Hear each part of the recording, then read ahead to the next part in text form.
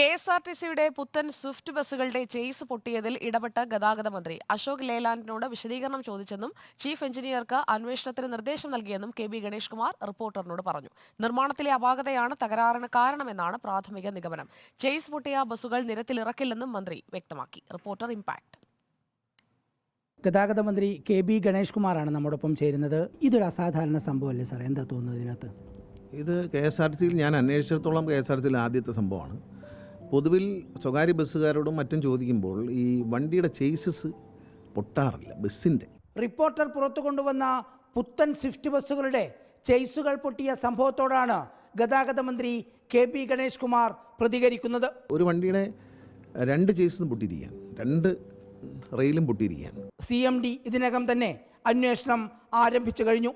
ഞങ്ങൾ ലൈലൻഡ് വണ്ടിക്ക് വിശദീകരണം ചോദിച്ചുകൊണ്ട് ലൈലൻഡ് കമ്പനിക്ക് KSRT CMD മെയിൽ അയച്ചു കഴിഞ്ഞു. മാത്രമല്ല ഞങ്ങൾ ഡിപ്പാർട്ട്മെൻറ്റ് തലത്തിൽ എഞ്ചിനീയറിംഗ് വിങ്ങിനോട് അന്വേഷിക്കാനും CMD ഉത്തരവാക്കിയിട്ടുണ്ട്. മാനുഫാക്ചറിംഗ് ഡിഫക്റ്റിലേ വരാൻ സാധ്യതയുള്ളൂ എന്നാണ് ഇതുവരെയുള്ള KSRT എഞ്ചിനീയേഴ്സിൻ്റെയും CMDയുടെയൊക്കെ ഔദ്യോഗികമായ ഒരു വിലയിരുത്തലിൽ അങ്ങനെയാണ് തോന്നിയിട്ടുള്ളത്. ഇതൊരൊറ്റ പീസാണ്, സിംഗിൾ പീസാണ്. ഫ്രണ്ട് മുതൽ ബാക്ക് വരെ ഒരു സിംഗിൾ പീസാണ് ഈ 2 റെയിൽ.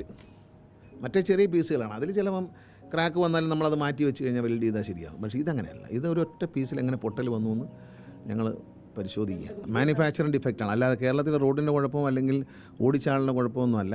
ഈ മാനുഫാക്ചറിംഗ് ഡിഫക്റ്റ് ആകുമ്പോൾ ഒരു ബാച്ചിൻ്റെ മിസ്റ്റേക്ക് വല്ലതാണെന്ന് പരിശോധിക്കേണ്ടി. പരിശോധിച്ചതിന് ശേഷം ഇതിൻ്റെ ഒരു സ്വഭാവം മനസ്സിലാക്കിയതിന് ശേഷം വേണമെങ്കിൽ നമുക്ക് ഓരോ വണ്ടിയായിട്ട് ആ ബാച്ചിൽ വന്ന വണ്ടികളെ ഒന്ന് പരിശോധിക്കും. എന്താണ് കമ്പനി ഇങ്ങനൊരു സാധനം നമുക്ക് തന്നത് എന്നുള്ളതാണ്. കമ്പനി വന്ന് പരിശോധിച്ച് ഇതിലൊരു തീർപ്പാക്കാതെ ബാക്കിയുള്ള പണം കൊടുക്കില്ല.